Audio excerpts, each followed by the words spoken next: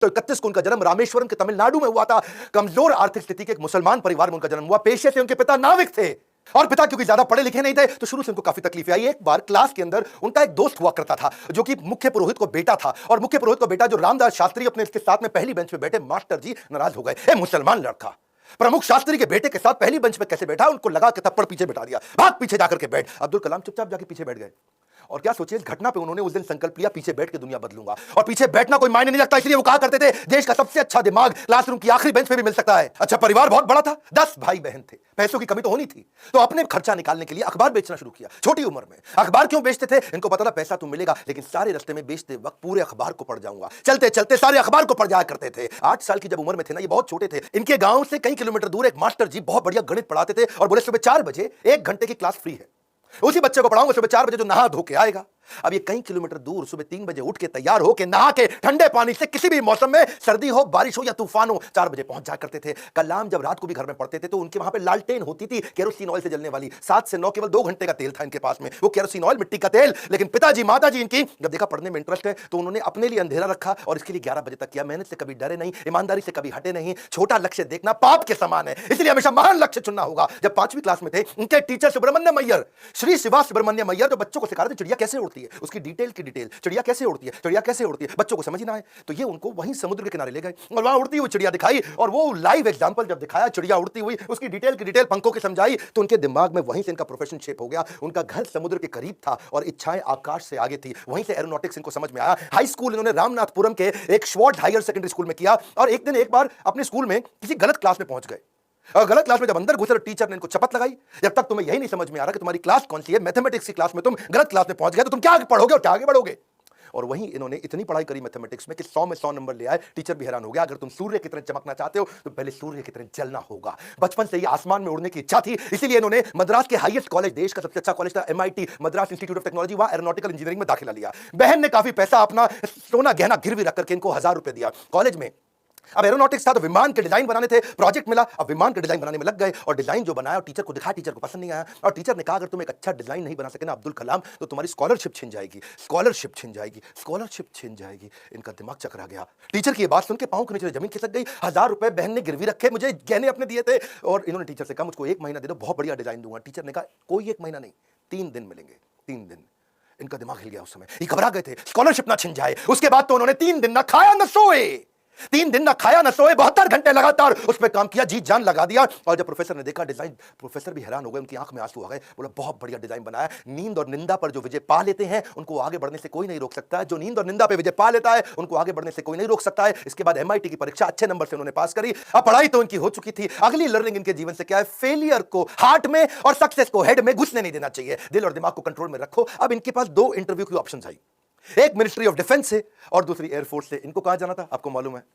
Air force में। और जो डिफेंस का था वो दिल्ली में था और एयरफोर्स था देहरादून में। तो दिल्ली होते हुए देहरादून जा रहे थे और वापसी पे इनको दिल्ली आना था। अब जब ये देहरादून गए, वहां पे 25 लोग एग्जाम देने आए वहां इंटरव्यू के लिए, जिनको वहां पे एयरफोर्स में सिलेक्ट होना था। अब 25 में से सीटें थी खाली 8 और इनकी रैंक क्या आई, 9वीं। फेल हो गए वहां पे, 1 नंबर से पीछे रह गए। 8 लोग सिलेक्ट हो गए, ये वहां रह गए। देहरादून से जब उतरते हैं सबसे पहले आता है ऋषिकेश। ये ऋषिकेश गए, वहां इनको मिले स्वामी शिवानंद। स्वामी शिवानंद तो बहुत पॉपुलर है, आज भी ऋषिकेश में उनके कई मठ हैं। तो उन्होंने शिवानंद के जाकर के अपनी तकलीफ बताई, उन्होंने इनको गीता पढ़ने के लिए जब बताया और इनसे कहा कि अगर ख्वाहिश आपके दिलो जान से निकले, पवित्र हो और उसमें शिद्दत हो तो कमाल की एक अजीब सी ताकत होती है उसके अंदर। इसलिए जो तुमने सोचा है वो होगा, तुम विश्वास से रखो। ये गीता का लर्निंग था, यम यम तम तम, जैसा जैसा वैसा वैसा, यम यम वापी स्मरण भावम, जहां तुम्हारा स्मरण और भाव होगा तुम वैसे पक्का बन जाओगे। कलाम उसके बाद जब दिल्ली लौट के आए अपने गुरु से मिलने के बाद, तो वो मिनिस्ट्री ऑफ डिफेंस की नौकरी बची थी DRDO की। किसको पता था वही DRDO इनके देश को आगे बढ़ाने में सबसे कारगर होगा। ये वहां प्रमोट हुए और किनके साथ, डॉक्टर विक्रम साराभाई की टीम में आ गए। आप चाहते हैं डॉक्टर विक्रम साराभाई पे भी हम वीडियो बनाएं? ये पेट्रियोटिक थे, ऑपर्चुनिस्टिक नहीं थे। अब्दुल कलाम विशेष व्यक्ति थे। 1963 में विक्रम साराभाई की टीम से इनको सिलेक्ट किया गया कि इनको नासा भेजो भैया ट्रेनिंग के लिए। ये 6 महीने की ट्रेनिंग के लिए नासा गए। नासा समझो भैया, नासा अमेरिका सबसे बड़ी संस्था जिसमें आगे बढ़ना चाहते थे। नासा इनको देख के चौंक गया, बोला यार लड़का बहुत जबरदस्त है। और इनको क्या बोला, भाई तू बहुत चैंपियन है, मेरी बात सुन, तुझको दे रहे अमेरिकन सिटीजनशिप, यहीं रह जा। तनख्वाह देंगे इंडिया के 5 गुना ज्यादा, अमेरिकन सिटीजनशिप, यहीं किसी गोरी से शादी कर, ओए होए जिंदगी में आराम ही आराम। अपनी ऑटोबायोग्राफी आत्मकथा में इन्होंने बताया कि एक बार के लिए इनके मन में भी विचार आया कि क्या मैं यहां रुकूं या नहीं रुकूं। वो बहुत चुनाव करना कठिन था कि आदर्शों की ओर चला जाए या माला माल होने के अवसर को गले लगाया जाए, या पैसों और करियर के लिए इन्होंने सोचा विदेश नहीं जाएंगे, देश सेवा के इस अवसर को नहीं गवाएंगे। लौट के देश आ गए। डिफिकल्टीज हमेशा आपकी सफलता के रास्ते में आएंगी। अगली कहानी काफी डिफिकल्टीज आई जब इन्होंने शुरुआती टीम साइंटिस्ट की इसरो में ज्वाइन करी। वो क्या कहते हैं, देखो लर्निंग समझना, इन्होंने हमेशा डिफरेंशिएट किया, रियल प्रॉब्लम अलग है, इनकन्वीनियंस अलग है। प्रॉब्लम और इनकन्वीनियंस अलग अलग चीजें होती हैं। अगर आपके घर में भैया आग लग जाए, घर में आग लग गई, धू धू के घर जल रहा है, और उसी वक्त आपकी गर्दन भी टूट जाए, हाथ भी टूट जाए, पांव भी टूट जाए, उसको बोलते हैं आप मुसीबत में हैं। बाकी सब कुछ केवल सामान्य असुविधाएं होती हैं। इनके जीवन में इन्होंने असुविधा पे ध्यान नहीं दिया, रियल प्रॉब्लम्स पे ध्यान दिया। असुविधा बहुत आई क्योंकि ये शुरुआती टीम में इसरो की ज्वाइन किए थे। जिंदगी में जितनी बड़ी मुश्किलें होंगी और उन पे अगर आपने काबू पा लिया तो उतना ही बड़ा आपका नाम भी होगा। जब इन्होंने ज्वाइन किया शुरुआती दिनों में तो सेंट मेरीज चर्च था, कुछ नहीं दिया गया, कोई इन्वेस्टमेंट नहीं थी वहां पे। सेंट मेरीज चर्च को इन्होंने अपना ऑफिस बनाना पड़ा इनको। वहां सारे साइंटिस्ट इंजीनियर जो नासा से ट्रेन होकर आए थे वो चर्च में बैठ के ऑफिस में बैठे, और बीच पे उन्होंने समुद्र के किनारे अपना रॉकेट का लॉन्च पैड बनाया, और जो अस्तबल होता है या बल्कि कैटल शेड जो गौशाला होती है वहां की लेबोरेटरी बन गई। बिशप जो चर्च के फादर थे उनके घर को इन्होंने अपना वर्कशॉप बनाया। साइकिल पे और बुल्लक कार्ट पे, बुल्लक कार्ट समझते हैं बैलगाड़ी है जी, धीरे धीरे चक्का चलता है, या खुद ही साइकिल पर रॉकेट रख रख के ले जा रहे थे। रॉकेट के छोटे छोटे पार्ट और सैटेलाइट आज भी फोटोग्राफ्स हैं। सारी डिफिकल्टीज के बीच में इन्होंने पहला साउंडिंग रॉकेट 1963 में लॉन्च किया था। ये इतना मशगूल हो गए भैया काम में, इतना मशगूल हो गए, इनकी सगाई फिक्स हो गई थी। उस समय ये 32 साल की उम्र थी, इनकी सगाई फिक्स हो गई। ये काम में लग रहे भैया रॉकेट जाएगा, देश का पहला रॉकेट जाएगा। ये सगाई पे जाना भूल गए लोग बेचारे, वहां मंडप पे इंतजार करते रहे। मंडप तो नहीं, रिंग सेरेमनी थी, वहां इंतजार ही करते रह गए। अरे अब्दुल कलाम आएगा, अब्दुल कलाम रॉकेट बनाने में लगे थे देश के लिए। जीवन में कठिन दौर से गुजरते वक्त ये मत सोचिए कि ये जिंदगी में कठिनाइयां हमेशा रहेंगी। ये कठिनाइयां आई हैं और चली जाएंगी। इन्होंने गीता हाथ में पकड़ ली थी, इनको इनके गुरु ने दिया था, और गीता में क्या बताया, आगाम अपाइनो, कठिनाइयां आएंगी और चली जाएंगी। 1969 में इसरो के डायरेक्टर की जब इनको कमान दी गई तो उन्होंने सोचा कि क्यों नहीं SLV3 क्या होता है, ये एक होता है सैटेलाइट लॉन्च व्हीकल। यानी कि कभी सैटेलाइट को भेजते हैं तो उसका एक लॉन्च व्हीकल चाहिए होता है। एक होती है गोली ठा और एक होती है गोली के लिए बंदूक जिससे गोली निकलती है, तो एक लॉन्च व्हीकल होता है जिससे सैटेलाइट को भेजते हैं और जो अपने ऑर्बिट में जाके सेट होता है। तो जब इनके पास पैसा नहीं था वहां पे, इन्होंने क्या कहा कि भैया SLV3 के लिए काम करूंगा और PSLV के लिए काम करूंगा। SLV3 में 1 रुपया लगेगा, PSLV में 1 रुपया लगेगा, तो दोनों मिला के 2 रुपया लग जाएगा। तो ऐसा करते दोनों को एक साथ करने का जुगाड़ करता हूं, 1 रुपये 20 पैसे में कर दूंगा, 80 पैसा बच जाएगा। तो थोड़े कम खर्चे के अंदर दोनों प्रोजेक्ट पूरे कर दिए। इसके लिए उन्होंने सरकार से फंड मांगा। इंदिरा गांधी ने बोला फंड नहीं है, पब्लिकली मना कर दिया, प्राइवेटली थोड़ा सा फंड इनको दिया, और थोड़ा सा फंड मिलने के बाद ये जी जान से अपने प्रोजेक्ट में लग गए। अब अब्दुल कलाम है भैया, 18 घंटे रोज काम करते थे, साल के 365 दिन, लीप ईयर में 366 दिन भी काम करते थे। 1969 से 1989 तक 10 साल इन्होंने अपना जी जान से मेहनत किया। केवल 2 बार छुट्टी ली, एक बार पिता के देहांत पे, एक बार माता के देहांत पे। बाकी दिन कोई सैटरडे संडे नहीं, 15 अगस्त 26 जनवरी नहीं। 10 साल के कठिन परिश्रम के बावजूद 1979 में इनका SLV3 satellite launch vehicle fail हो गया। और जब फेल हुआ तो ये बहुत घबरा गए, क्योंकि उस समय ये इसके ऊपर पूरा देश देख रहा था इनको, पूरी दुनिया की मीडिया देख रही थी इनको, हताश हो चुके थे। और उस परिस्थिति में इनके जो प्रोफेसर सतीश धवन जो चेयरमैन थे उस समय, उन्होंने इनको बुलाया कि आओ अब्दुल कलाम, चलो मीडिया इंतजार कर रही है, वहां जाके बात करना होगा। कलाम घबराए हुए थे, अब सब कुछ मेरे ऊपर आ जाएगा, क्योंकि ये मिशन डायरेक्टर प्रोजेक्ट डायरेक्टर थे। As a mission director project director इनके फेलियर पे पूरी दुनिया देख रही थी। और जब सतीश धवन ने इनको बुलाया तो ये और घबरा गए। अब मीडिया को क्या जवाब दूंगा? मीडिया ने कहा करोड़ों रुपया तुमने देश का लगा के बर्बाद कर दिया, तुम्हारे को क्या अधिकार था? और वहीं प्रोफेसर सतीश धवन ने माइक ले लिया और माइक लेकर के क्या बोला, ये टीम बहुत जबरदस्त है, पहली बार किया है, फेल हुए हैं, 1 साल के अंदर यही टीम दोबारा इसी SLV3 को लॉन्च करेगी। और दुगनी ऊर्जा भर दी टीम के अंदर। सारे फेलियर को, अब्दुल कलाम के फेलियर को उन्होंने अपने ऊपर ले लिया। ये देख करके अब्दुल कलाम हैरान हो गए। 1 साल दोबारा जी जान से मेहनत करी, इंटेलिजेंस आ चुकी थी, और इस बार SLV3 जब सफल हो गया तो उसके बाद फिर अब दोबारा प्रोफेसर धवन ने माइक इस दफा कलाम जी के हाथ में दे दिया। बोला अब तुम सफल हो गए हो, अब जवाब तुम दोगे। अब्दुल कलाम हैरान हो गए, बोले this is called leadership, how to handle success ये सबको आता है, हाउ टू हैंडल फेलियर ये प्रोफेसर धवन ने सिखाया कि जब मैं सफल होऊंगा तो टीम को क्रेडिट दे दूंगा, और जब विफल होऊंगा तो सारा का सारा फेलियर अपने ऊपर ले लूंगा। इस बात से प्रभावित आगे चल के इंदिरा गांधी भी हो गई, और देखा क्या उन्होंने कि ये दोनों ने बहुत जबरदस्त काम किया। उन्होंने प्रोफेसर धवन को बोला मैं अब्दुल कलाम से मिलना चाहती हूं, इन्होंने अब्दुल कलाम को बोला आ जाओ भैया, इंदिरा गांधी मिलना चाहती हैं। वो बोले भाई मेरे पास तो कपड़े नहीं, मैं चप्पल में फटी हुई घूम रहा हूं, मैं कैसे अब उनके आकर के मिलूंगा? तो उन्होंने कहा कि भाई कलाम तुम पहले से ही सफलता का सूट पहने हुए हो, कलाम तुमने पहले से ही सफलता का सूट पहना है, कपड़ों का सूट नहीं चाहिए। और उन्होंने जाकर के वहां जब इंदिरा गांधी से मिले बड़ी प्रभावित थी। उन्होंने कहा कि अब तुम्हारे को डिफेंस में और काम करना पड़ेगा। इस समय चाइना भी, पाकिस्तानी भी, आजू बाजू सब लोग मिसाइल की तैयारियां कर रहे हैं, तुम मिसाइल बनाओ हमारे देश के लिए। और उसी समय अटल बिहारी वाजपेयी से भी उनकी पहली मुलाकात हुई। अटल से जब उन्होंने हाथ मिलाने के लिए आगे बढ़ा तो अटल इनसे हाथ नहीं मिलाए, अटल बिहारी जी इनको गले लगा लिए। इंदिरा गांधी मुस्कुराई, बोलिए ध्यान रखना अटल बिहारी जी, ये मुसलमान है। अटल बिहारी बोले ये मुसलमान बाद में हैं, पहले हमारे देश के नागरिक हैं और हमारे देश के महान साइंटिस्ट हैं। अब्दुल कलाम उनको देख के बहुत मुस्कुराए। सफलता पे सफलता मिल रही थी, उसका उन्हें इनाम भी मिल रहा था। 1981 में पद्म भूषण अवार्ड दिया, 82 में डीआरडीओ का डायरेक्टर बना दिया, डिफेंस की ऑर्गेनाइजेशन डीआरडीओ उसके मुख्य पद पे आ चुके थे, पर मन से वो खुश नहीं थे, मन से खुश नहीं थे, क्योंकि जानते थे कि चाइना और पाकिस्तान मिसाइल पे मिसाइल बना रहा है और उन्हें देश की सुरक्षा खतरे में नजर आ रही थी। उस दौरान कमाल की बात देखो, अजीबो गरीब इमेजिनेटिव व्यक्ति थे अब्दुल कलाम जी। उन्होंने महाभारत को पढ़ना शुरू किया और महाभारत में बर्बरीक की कहानी सामने आई, उससे बड़े इंस्पायर्ड हुए। बर्बरीक की कहानी अलग सी थी। बर्बरीक कहते हैं कि उनके पास 3 तीर है और 3 तीर से वो क्या करेंगे, पहले तीर में सबको प्रोटेक्ट कर लेंगे, भाई किस किस को प्रोटेक्ट करना है, दूसरे में किस किस को अटैक करना है। मेरी बात समझना, पहले 2 तीर में क्या करेंगे, किसको अटैक करना है उन सबको डिसाइड कर लेंगे, उसके बाजू में किस किस को, सबको थोड़ी पूरा का पूरा शहर उड़ा दे, भाई जिसको प्रोटेक्ट करना है उसको सिलेक्ट कर लिया, जिसको अटैक करना है उसको सिलेक्ट कर दिया, तीसरे तीर में गेम ओवर, खत्म कर दिया। तो उनके पास 3 तीर थे। वहां सोचे यार ये तीर किसको प्रोटेक्ट, किसको अटैक, कैसे जाना है, किधर किधर जाना है, बड़े गाइडेड तीर है। वहां से उन्होंने इंटीग्रेटेड गाइडेड मिसाइल प्रोग्राम तैयार किया कि क्यों नहीं कोई ऐसी मिसाइल बना दे कि आदमी लेफ्ट भागे तो मिसाइल लेफ्ट चली जाए, आदमी राइट भागे तो मिसाइल राइट चली जाए, और जिस टैंक को उड़ाना है वो टैंक आगे निकल गया तो मिसाइल आगे चली जाए। गाइडेड मिसाइल कैसे बनाए, बर्बरीक के उनको इस प्रसंग से इमेजिनेटिव थे। एक इंटरव्यू में बोले कि भगवान कृष्ण के सुदर्शन चक्र से सीखने को मिला। भाई भगवान कृष्ण का सुदर्शन चक्र बड़ा रिमोट कंट्रोल्ड होता है। भाई कृष्ण ने चक्र छोड़ा और सामने वाले के पास जाके पहले चक्र रोक दिया, जितनी देर पहले बातचीत करनी है बातचीत कर लिया, चक्र घूमे जा रहा है, और जब बोलते खत्म करो अटैक करो तो चक्कर मारा उसको और वापस आ गया। तो बोले यार ये बड़ा सिस्टम है, बड़ी एडवांस टेक्नोलॉजी थी। तो वहां से उनको इंटीग्रेटेड गाइडेड मिसाइल ये मॉडल उन्होंने शुरू किया और उसके बाद उन्होंने एक के बाद एक मिसाइल की झड़ियां लगा दी। देखो, who dare to imagine the impossible are the ones who will break all human limitations. Imagination के बारे में वो हर कॉलेज में लेक्चर दिया करते थे। 1985 में उन्होंने त्रिशूल नाम की मिसाइल लॉन्च करी, फिर उन्होंने पृथ्वी लॉन्च करी 1988 में। 89 में अब अग्नि के पीछे लगे हुए थे, उन्होंने आकाश भी कर दिया, नाग भी कर दिया, अग्नि नहीं होती थी उनसे, अग्नि में बार बार फेल हो रहे थे। अग्नि मिसाइल ये बड़ी इंपॉर्टेंट प्रोजेक्ट था, लेकिन देश भर में अब लोगों ने क्वेश्चन करना शुरू कर दिया।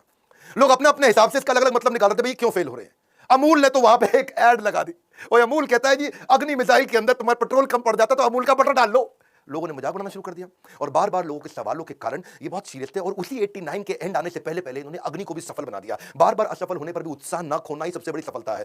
बाकी सारे शक्तिशाली देशों को वो देख रहे थे, वो मिसाइल लॉन्च कर रहे थे, दूसरे महाद्वीप पे कैसे अटैक कर सके, इंडिया से मिसाइल छोड़े यूरोप तक पहुंच सके, अमेरिका तक पहुंच सके, दूसरे महाद्वीप तक पहुंच सके। सब लोगों ने बड़ी तैयारी करी। इन्होंने 89 में अग्नि को जब लॉन्च किया तो रशिया, यूएस, चाइना, फ्रांस और यूके के बाद भारत छठा देश था जिसने इतने पावरफुल मिसाइल्स बनाए। मेरी बात समझिए, दुनिया भर के 250 देशों को पीछे करके अब्दुल कलाम थे जिन्होंने भारत को छठे रैंक पर लाके खड़ा किया। हाँ, ये कहते थे मिसाइल यूज नहीं करना है, लेकिन विराट रूप तो दिखाना है ना अपना।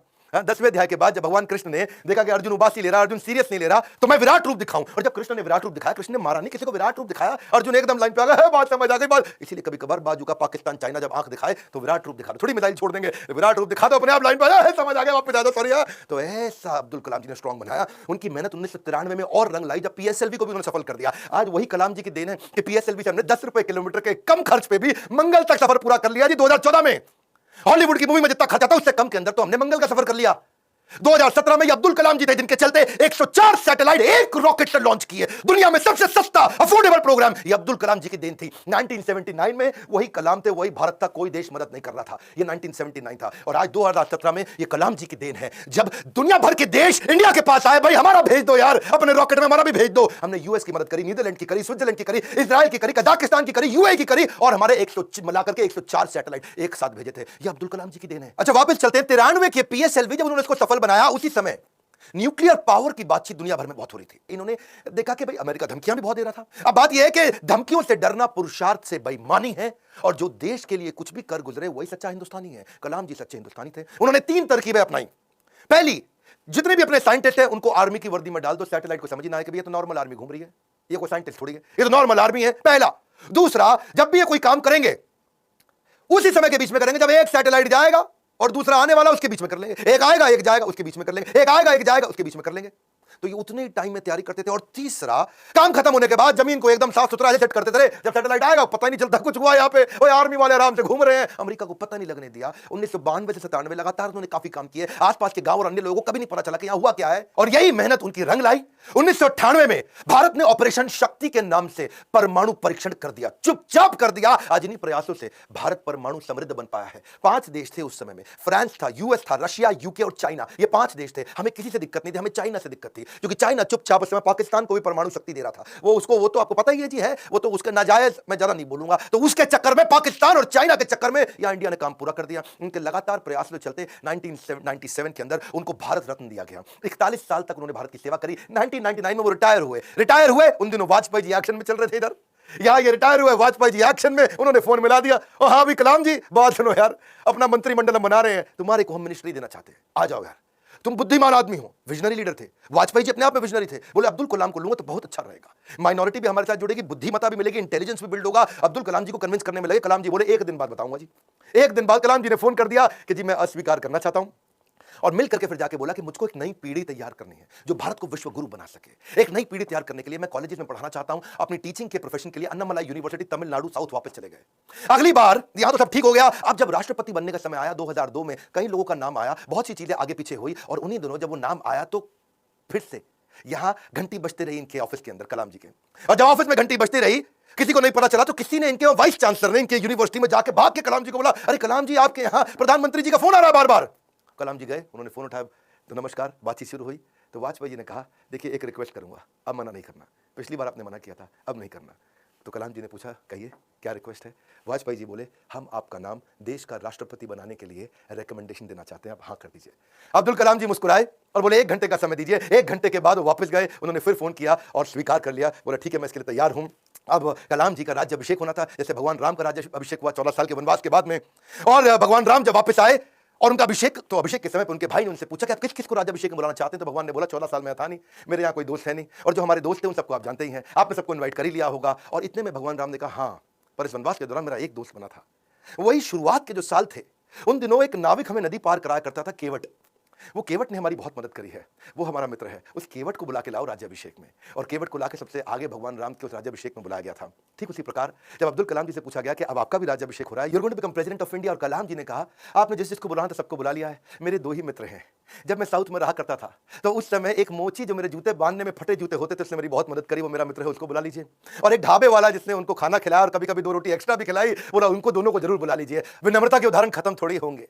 आमतौर पर जब व्यक्ति बड़ा होता है या राष्ट्रपति बन जाता है तो कहीं कहीं ट्रक लेकर के राष्ट्रपति भवन जाता है और कहीं मल्टीप्लाइड एक्स्ट्रा ट्रक लेकर के बाहर निकलता है। पर अब्दुल कलाम जी केवल एक मात्र ऐसे राष्ट्रपति थे जो 2 सूटकेस से भवन में गए थे और निकलते वक्त 2 ही सूटकेस लेकर के भवन से वापस आए थे। उनकी कुल संपत्ति में क्या था? कुछ नहीं था। एक रामेश्वरम में उनका पैतृक घर जो उनके पिता ने बनाया था, 2500 उनकी किताबें, एक वीणा जिसको बजाने में उनको बड़ा आनंद आया करता था, वीणा बहुत बजाते थे, एक उनकी कलाई की घड़ी, एक सीडी प्लेयर जिसमें वो भजन सुना करते थे, एक लैपटॉप था, 6 कमीजें जिनमें 3 तो डीआरडीओ की दी थी, 3 उनकी खुद की थी, 4 पैंट थी टोटल जो 2 डीआरडीओ की दी थी, 2 उनकी खुद की थी, 3 सूट थे और 1 जोड़ी जूता। हाँ, लेकिन उनके पास खास बात क्या थी? 40 डॉक्टरेट थी। खुद पीएचडी की पढ़ाई कभी नहीं करी, कोई मेडिकल पीएचडी की पढ़ाई नहीं करी, पर जिस यूनिवर्सिटी जाते थे लोग उन्हें डॉक्टरेट देते थे। लॉ, इंजीनियरिंग, साइंस, कितनी तरह की doctorate, Padma Bhushan, Padma Vibhushan, Bharat Ratna, Veer Savarkar award, Ramanujan award, कई प्रकार के इनको अवार्ड मिले।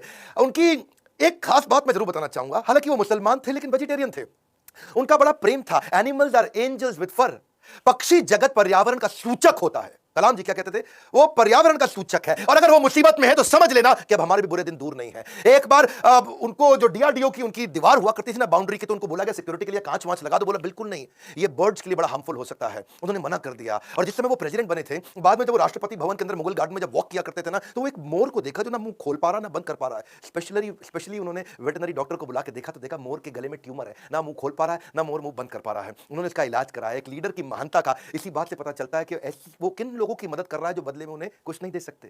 जब कोई लीडर ऐसे लोगों की मदद करता है जो बदले में कुछ नहीं दे सकता, वही एक महान लीडर की निशानी है। अच्छा, अब्दुल कलाम जी की एक बात मेरे दिल को छू गई। वो परिवारवाद नहीं राष्ट्रवाद में बिलीव किया करते थे। जब वो राष्ट्रपति भवन में थे, See, he's a man of principle and therefore is always respected everywhere. उनके क्योंकि जो भाई थे ना, उनको बहुत प्रेम करते थे, बहुत प्रेम करते थे अपने भाई से, बचपन से ही प्रेम था। और उनके अपने सगे भाई का पोता दिल्ली के अंदर मुनीरका में किराए के कमरे पर रहा करता था। 2006 में जब कलाम ने एक दफा सारे परिवार को इनवाइट किया, क्योंकि उनका कोई परिवार वहां रहता नहीं था, वो राष्ट्रपति भवन में अकेले रहते थे। और जब एक बार उन्होंने सारे परिवार को बुलाया राष्ट्रपति भवन में, तो वो लोग 8 दिन तक रहे। और सारे परिवार, क्योंकि 10 भाई बहन थे ना, तो 52 लोग आए। और कलाम जी ने देखा बहुत खर्चा हो रहा है, तो उन्होंने चाय की प्याली तक का हिसाब रखना शुरू किया। सब लोगों को उन्होंने अजमेर शरीफ प्राइवेट बस करके भेजा, उसका भी हिसाब रखना शुरू किया। उन्होंने अपने अकाउंटेंट से सारा हिसाब बनवाया। और बोला कि ये कितना बना, तो देखा 3,52,000 रुपए का चेक उन्होंने अपनी तनख्वाह से काट के दिया और क्या कहा कि राष्ट्रपति भवन की जिम्मेदारी केवल राष्ट्रपति की होती है, पूरे परिवार की नहीं होती है। अब्दुल कलाम जी इतने विनम्र व्यक्ति थे, विनम्रता ताज के बिना राज की गौरव है, वो ऐसी चीज है। महान व्यक्ति की महानता ही उसकी नम्रता है। डॉक्टर कलाम को एक बाबार आईआईटी बीएचयू के अंदर चीफ गेस्ट के रूप में इनवाइट किया गया और जब वहां पे आए तो वहां पे 7 कुर्सियां थी, बीच वाली कुर्सी थोड़ी ऊंची थी और जब बीच वाली कुर्सी ऊंची क्योंकि वो राष्ट्रपति थे उनको बैठना था, उन्होंने बोला ना ना ना कुर्सी हटाओ, बराबर की कुर्सी लगाओ। तो बोले नहीं सर ये स्पेशल कुर्सी है हमारे चीफ गेस्ट की। तो वो समझ गए कि चीफ गेस्ट कौन होते हैं भैया, जो एजुकेशन में महागुरु है वही है। तो उन्होंने वाइस चांसलर को बोला आप आइए बैठिए। वाइस चांसलर घबरा गए, बोला राष्ट्रपति आप हैं, you are the first person of our country, आप बैठेंगे। बोला बिल्कुल नहीं। फिर उन्होंने अपनी कुर्सी हटवाई, बराबर की कुर्सी पे बैठे। कलाम जी ऐसे थे, ईमानदारी एक जादुई गुण है, यदि आपका हृदय ईमान से भरा है तो शत्रु का पूरा संसार आपके साथ खड़ा है। कहते हैं कि कोई भी पैतृक संपत्ति, माता पिता की दी हुई कोई भी पैतृक संपत्ति ईमानदारी के बराबर आपको अमीर नहीं बना सकती। सबसे ज्यादा अमीर व्यक्ति वही जो ईमानदार है, पूरा संसार आपके साथ खड़ा है। कलाम साहब तो एवर यूथफुल थे, 70 साल की उम्र में youth icon of the year का अवार्ड उनको मिला। हमेशा जीवन में भगवत गीता और कुरान दोनों साथ में रखते थे। 83 वर्ष की उम्र में उन्होंने रिटायर नहीं किया, रिट्राई किया। He was not tired, he was inspired, he was not tired up, he was fired up. आंखों में रोशनी तो उनकी कम हो रही थी पर युवाओं के भविष्य को रोशन करने में लगे थे। उनके शरीर के पांव के कदमों की गति कम हो गई थी पर देश की समृद्धि की गति को बढ़ाने में लगे हुए थे। एक असाधारण, एक अनोखा, अस्वाभाविक, अलौकिक व्यक्तित्व के 2015 में हमेशा के लिए हमको अलविदा करके चले गए। और कहां गए? उसी आईआईएम शिलोंग के अंदर आखिरी लेक्चर देते वक्त जैसे क्षत्रिय अपने युद्ध के मैदान में लड़ाई करते हुए वीर गति को प्राप्त करता है, ऐसे ही आईआईएम शिलोंग के अंदर लेक्चर देने के बाद तुरंत वहीं लेक्चर देते वक्त जो कल था वो आज नहीं है, जो आज है वो कल नहीं होगा, वैसे ही इस ब्रह्मांड में दूसरा कोई कलाम नहीं होगा। स्विट्जरलैंड जैसा देश जो साइंटिफिक रिसर्च के मामले में 8वें पायदान पर आता है दुनिया में, और जब वो 26 मई कलाम स्वयं जब उनके देश गए थे तो वही स्विट्जरलैंड उसको साइंस डे के रूप में मनाता है। यूएन उनके जन्मदिन को यूएनओ कहता है कि इसको हम वर्ल्ड स्टूडेंट डे के रूप में मनाते हैं। बन जाती है परिभाषा भारत के सम्मान की जब जब बात होती है श्री एपीजे अब्दुल कलाम की। अब्दुल कलाम जी रेस्ट इन पीस नहीं है बट रेस्ट इन मी है। अब्दुल कलाम जी आप लौट गए, आप कैसे